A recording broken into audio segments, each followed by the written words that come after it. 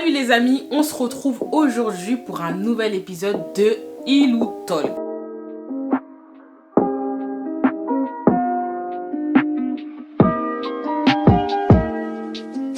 C'est la première fois que je tombe sur ma chaîne, je t'invite à t'abonner et je te souhaite la bienvenue. Et si tu es déjà un abonné, cœur sur toi. La storytime d'aujourd'hui, elle parle de racisme. Et c'est ça qui est triste. Installe-toi, voilà. Prends de quoi boire, te réchauffer ou te poser. Et même ton petit plat, hein, si tu veux manger. Je sais qu'il y en a, bref, je parle trop. La storytime d'aujourd'hui, elle concerne deux jeunes garçons. On a Théo d'un côté et Jean. Théo, qui est un jeune garçon typé afro. Et on a Jean. Jean, c'est un jeune garçon typé caucasien, donc un blanc. Jean et Théo, ils sont amis. Ils sont très amis. Et le souci, c'est qu'en fait, bizarrement, Théo n'est jamais allé chez Jean. C'est vrai que Jean, lui, il va souvent chez Théo. Après les cours, il passe chez Théo, il goûte chez Théo. Très souvent, ils sortent ensemble. Mais c'est vrai que Théo n'est jamais allé chez Jean. Un jour, un beau jour, Jean, il se dit, bon, tu sais quoi Théo, j'ai envie qu'on joue. Tu vois, j'ai envie qu'on joue à la play. J'ai envie que, voilà, on se fasse une vraie partie en physique. J'ai pas envie qu'on se fasse, tu vois, par écran interposé. Là, vas-y, viens chez moi. Donc Théo, lui, dit, écoute, il n'y a pas de problème. Vas-y, si tu veux. On finit les cours et après, on va chez toi. Tout se passe tranquillement. Théo arrive chez Jean et il est très surpris. En fait, il est très surpris parce qu'il se dit, mais j'avoue quand même, c'est un truc de ouf, tu vois. Ça fait des années qu'on est amis et je suis jamais allée chez toi. Tu vois, toi, tu viens tout le temps chez moi. Mais moi, je suis jamais allée chez toi. Carrément, je sais même pas c'est qui ta maman. Et en fait, Jean, il était très stressé. Il était archi stressé sur le chemin en direction de chez lui. C'est comme si, en fait, il regrettait son choix. C'est comme si, en fait, il regrettait d'avoir invité Jean chez lui. Sur le chemin, il commence à trouver des excuses. Il commence à dire, ah ouais, mais bon, je sais pas, peut-être que finalement, on devrait reporter et tout. Théo, il lui dit, mais t'es bizarre, toi, t'as peur que je te mette une raclée, en fait. T'as peur de perdre, en fait. T'as peur que je te batte. En fait, c'est pour ça que tu es en train de trouver des excuses.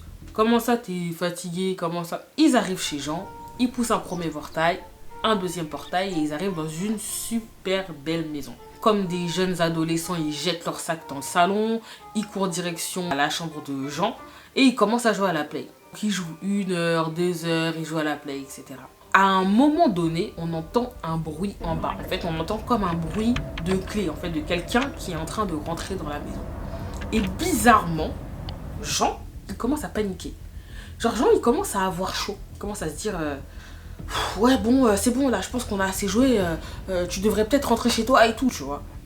Théo, il dit, mais t'es bizarre, toi. Et déjà, je peux pas rentrer chez moi comme ça. Faut absolument que je prévienne mon père si jamais je dois rentrer, mais dans tous les cas, je peux rentrer comme ça. Qu'est-ce qu'il fait, Jean? Il sort de la chambre et il prend les devants. C'est-à-dire qu'en fait, il sort de la chambre et il va à la rencontre de la personne qui est rentrée dans la maison. Et cette personne-là, c'était tout simplement sa mère, qui va voir sa maman et il dit à sa maman, oui maman, je suis avec un ami, on est en train de jouer à la play, donc voilà, ne te fais pas de soucis, tout se passe bien. La maman de Jean, elle lui dit, c'est bien, c'est une super nouvelle et tout, et du coup c'est qui ton ami? Jean, il la regarde, il dit, c'est Théo. Ah mais c'est trop bien Théo, mais depuis tant que tu me parles de Théo, je t'ai jamais rencontré, il était temps qu'il vienne à la maison quand même. Jean, il répond à sa mère, de toute façon là il m'a dit qu'il allait rentrer chez lui. La maman de Jean, elle lui dit, mais non en fait il va pas rentrer chez lui, il est 19 h. Donc il va rester dîner, il n'y a pas de problème. Dis-lui d'appeler ses parents, de prévenir qu'il restera dîner à la maison. Il remonte dans sa chambre, il va voir Théo, il dit, écoute, ma mère elle veut que tu restes pour le dîner. Donc qu'est-ce qu'il fait Théo, il appelle son père et il dit, voilà papa, ce soir je vais rester chez Jean parce que sa maman m'a invité à dîner. Du coup le père de Théo, il dit, ok, il n'y a pas de souci. Les deux garçons ont fini de jouer, ils ont fini de faire tout un boucan et on entend quelqu'un qui monte les escaliers et qui s'approche de la porte. C'est la mère de Jean qui est en train de monter dans la chambre. Elle s'est dit, je vais leur ramener de quoi boire, parce que c'est vrai que ça fait un moment qu'ils sont là, et puis de toute façon, je vais en profiter pour leur dire d'aller dîner. Donc elle monte les escaliers, elle s'approche de la chambre, elle ouvre la porte, et là, stupéfaction. Elle est là, elle ouvre la porte, elle regarde Théo, et elle regarde Jean, et elle commence à dire, Jean, c'est qui lui? Jean il dit, c'est mon ami Théo. C'est Théo. Sa mère elle lui dit, Théo? Mais pourquoi Elle n'arrive pas à finir sa phrase. Tout de suite, Théo il se dit, mais elle est chelou elle. Genre, Donc qu'est-ce qu'il fait? Il se lève et il dit bonjour madame, je suis super content de vous voir, ça fait tellement longtemps que je suis amie avec votre fils et je vous ai jamais rencontré. Merci pour l'invitation hein. Et il tend la main à la maman. La maman de Jean, elle reste comme ça, fixée. Et elle regarde Théo, elle regarde sa main, et elle bouge pas. Genre elle bouge pas. Et à un moment donné, c'est tellement gênant qu'elle se force à serrer la main de Théo. Mais c'était tellement bizarre et on n'arrivait pas à comprendre pourquoi elle était comme ça. Finalement, ça passe, c'est le moment d'aller dîner. Et Théo et Jean descendent. Ils descendent dans la cuisine, ils finissent de se laver les mains, ils retournent à table, ils s'installent tranquillement et ils commencent à manger. Ils commencent à manger tranquillement, en même temps qu'ils sont en train de rigoler, les deux jeunes garçons discutent et tout va bien dans le meilleur des mondes. En tout cas, jusque-là. Arrivé à un certain moment, Théo demande à Jean de lui tendre l'assiette où il y avait la nourriture. Donc Jean, il tend l'assiette à Théo. Au moment où il tend l'assiette à Théo, on entend la mère qui dit à Théo « Mais Théo, tu n'as donc pas à manger chez toi ?» À ce moment-là, les deux jeunes garçons, ils se regardent comme ça. En mode... Quoi? Genre, qu'est-ce que tu racontes? Et la mère, elle dit, non, rien, c'est pas grave. Laisse tomber, laisse tomber. Du coup, Jean et Théo, ils continuent à manger. Et en même temps, ils se disent, mais c'est bizarre ce qui vient de se passer. C'est très bizarre. Ils continuent à manger, ils mangent, ils boivent. Et Jean se sert un verre de jus. Donc, il remplit son verre, il passe la bouteille à Théo.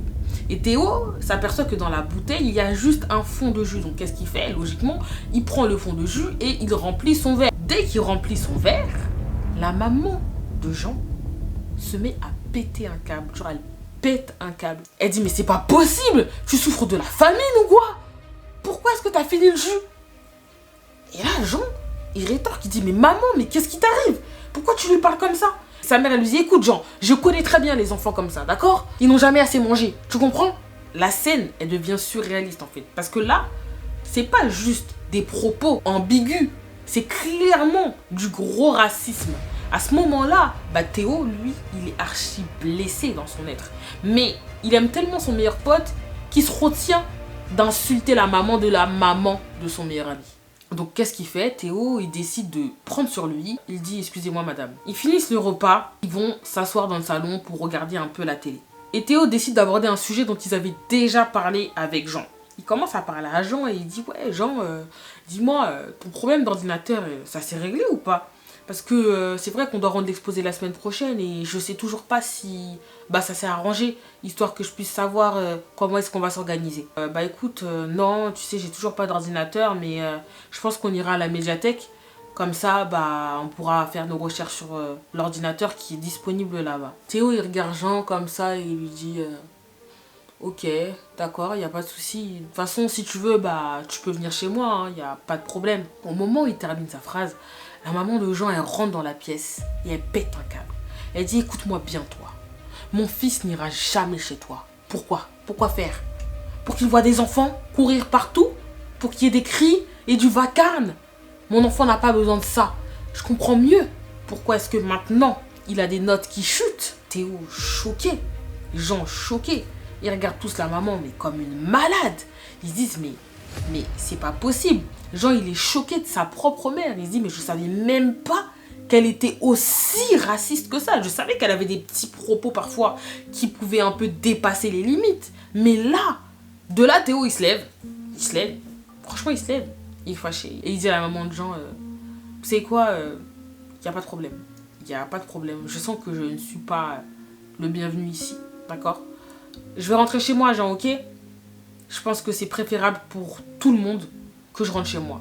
D'accord? J'ai juste un coup de fil à passer pour que mon père vienne me chercher et puis j'irai. Jean était archi dégoûté. Il était dégoûté. Il se dit, mais en fait, je ramène mon meilleur ami chez moi. C'est comme ça que ma mère, elle traite, en fait. Elle le traite comme un moins que rien, comme un pauvre. Elle a des propos racistes envers lui. C'est juste, en fait, dégueulasse. Et il dit à sa mère, franchement, maman, j'ai jamais été aussi déçu de toi qu'aujourd'hui.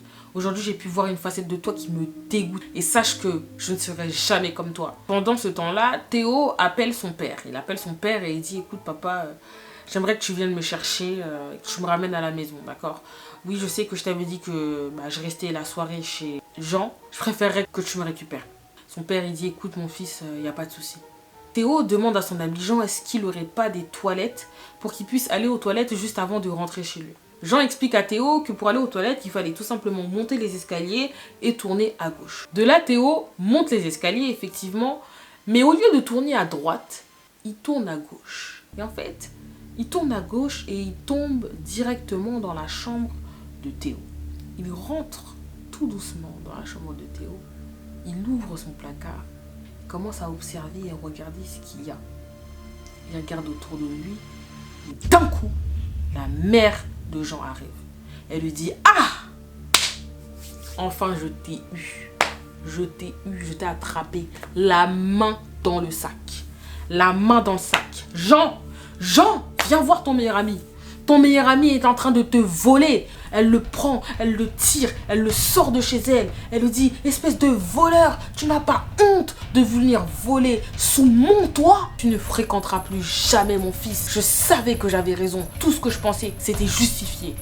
Au même moment, on voit débarquer la dernière des Tesla. Et de la voiture sort un homme noir. Il arrive vers Théo, il s'approche de la maman de Jean et lui dit, quel est le problème avec mon fils? La dame, elle commence à crier, votre fils?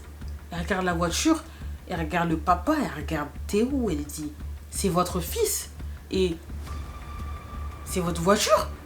Il dit bah, « Ouais, c'est ma voiture et oui, c'est mon fils, c'est quoi le problème en fait? Il y a quel souci s'il vous plaît ?» Il lui dit « Bah écoutez, j'ai surpris votre fils en train d'essayer de voler mon fils. Je viens de le surprendre, la main dans le sac. » Le papa de Théo, il regarde Théo, il lui dit « C'est vrai ce qu'elle raconte là ?» Théo, il lui dit « Mais non papa, je te jure. Je voulais juste lui poser ça. » Théo sort de son sac un carton. C'était un MacBook Pro qu'il voulait en fait déposer dans le tiroir de son meilleur ami. Il regarde la maman de Jean et il lui dit « Vous savez madame, mon père c'est le vice-président de la société des Tesla en France. Et en fait quand j'étais dans la chambre de votre fils, c'était tout simplement pour lui déposer l'ordi. Parce qu'il m'avait dit qu'il avait plus d'ordinateur et je voulais lui faire plaisir. Vous savez parfois on est rempli de préjugés mais il faut pas s'arrêter à la couleur de peau. Parce que finalement, les personnes les plus minables sont souvent celles qu'on pense le moins. Voilà les amis, c'est la fin de cette histoire. Alors, morale de cette histoire, ne pas être raciste, c'est tout. Voilà. Il n'y a pas de ne pas juger, non. Ne pas être raciste. Ne soyez pas raciste, ça sert à rien, d'accord? En tout cas, j'espère que cette histoire t'a plu. N'hésite pas à me dire en commentaire ce que tu en penses. N'oubliez pas de me rejoindre sur les réseaux sociaux, Kimberly Hills partout. TikTok, Insta, Snap, c'est la même. On se dit à la prochaine pour une prochaine vidéo. Bisous. Mouah. Baby, you don't know what you do to me. Between me and you, I feel a chemistry. I won't let no one come and take your place. 'Cause the love you give, it can't be replaced.